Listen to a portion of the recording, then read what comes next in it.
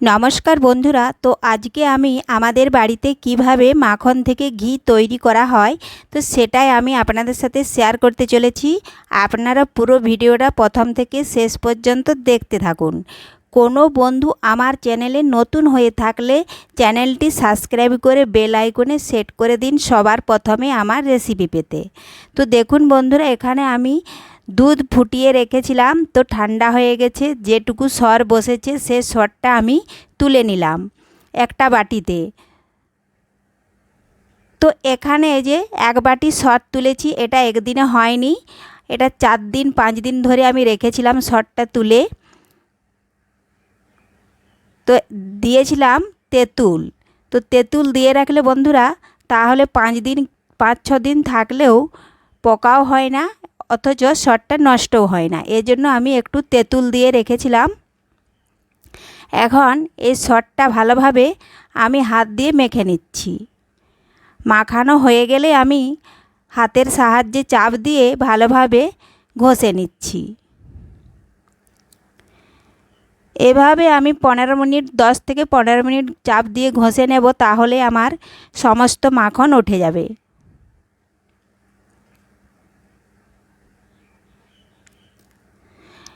বাড়িতে বানানো খুবই সহজ। এভাবে আপনাদের বাড়িতেও দুধ ফুটিয়ে একটু একটু করে সরটা তুলে তেঁতুল দিয়ে রেখে দেবেন।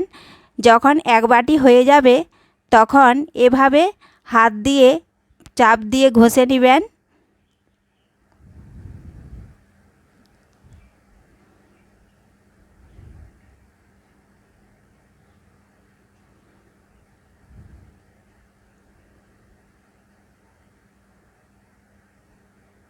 তো দেখুন বন্ধুরা, আর ঘষবো না, হয়ে গেছে। তো এখন আমি এক জায়গাতে জড়ো করে নিচ্ছি।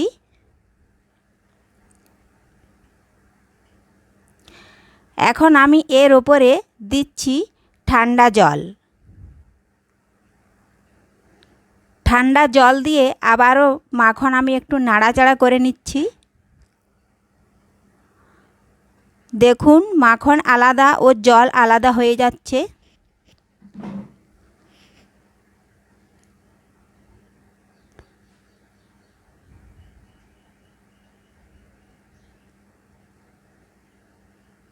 এখন আমি মাখন এক জায়গাতে হাত দিয়ে জড়ো করে নিচ্ছি। দেখুন আমার এক বাটি সর ছিল, যতটা সর ছিল আমার ততটাই মাখন উঠে গেছে।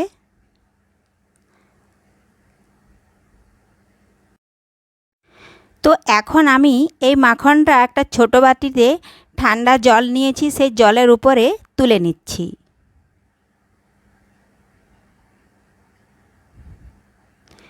এভাবে হাত দিয়ে সমস্ত মাখনটি আমি তুলে নেব।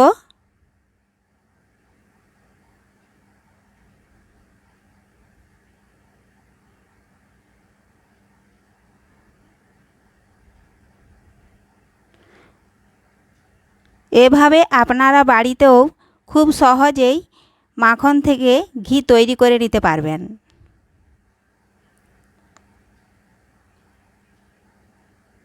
এখন এই জলটা আমি অন্য বাটিতে ঢেলে দিলাম, এই যে এখানে।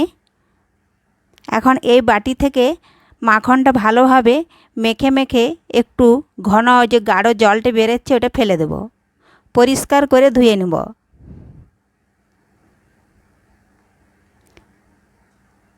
তো জলটা আমি ফেলে দিলাম, দিয়ে আবার জল দেব। এভাবে আমি 3-4 বার ধুয়ে নিচ্ছি।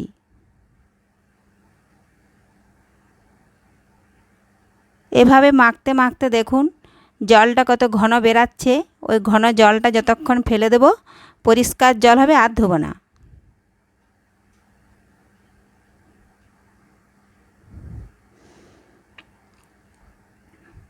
আবারও ফেলে দিলাম জলটা। এখন আমি আবারও দিলাম। এভাবে ধুয়ে পরিষ্কার করে নিলে মাখনটা যখন ঘি হবে তখন অতটা আর ক্রো বসবে না।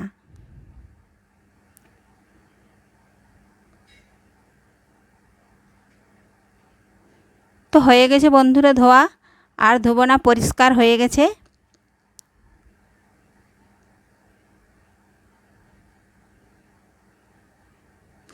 এখন আমি এটা গ্যাস ধরিয়ে গ্যাসের ওপরে বসিয়ে দেব বাটিটা। তো বসিয়ে দিলাম। দেখুন কিভাবে ফুটছে। এভাবে বেশ কিছুক্ষণ ধরে ফোটাতে ফোটাতেই কালার চেঞ্জ হয়ে যাবে।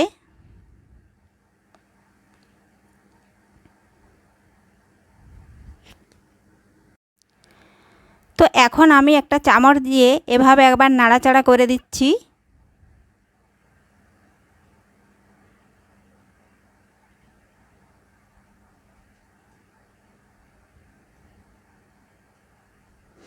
তো দেখুন বন্ধুরা, এখন ফুটে গেছিলো, অনেকটাই কমে গেছে আর কালারটাও চেঞ্জ হয়ে গেছে। আবারও কিছুক্ষণ ফোটাতে হবে। যখন দেখব যে লাল হয়ে গেছে তখন হয়ে যাবে।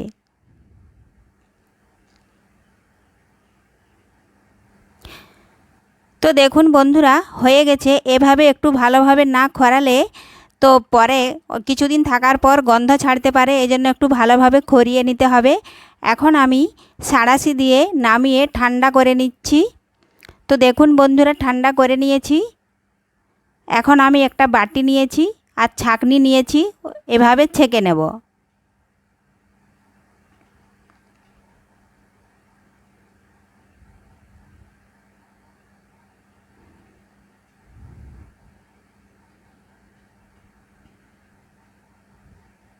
তো দেখুন বন্ধুরা, আমি ছাঁকনি দিয়ে সমস্ত ঘি ছেঁকে নিয়েছি। কতটা নোংরা বেরিয়েছে। তো দেখুন, এখন আমি এই ঘিটা একটা ডিবাতে ঢেলে দেব। এই যে এখানে আমি রেখেছি, এটাতে এখন আমি ঢেলে দেব। তো রেসিপিটি আপনাদের ভালো লেগে থাকলে লাইক ও শেয়ার করতে ভুলবেন না। ধন্যবাদ। ফিরে আসছি পরের ভিডিওতে।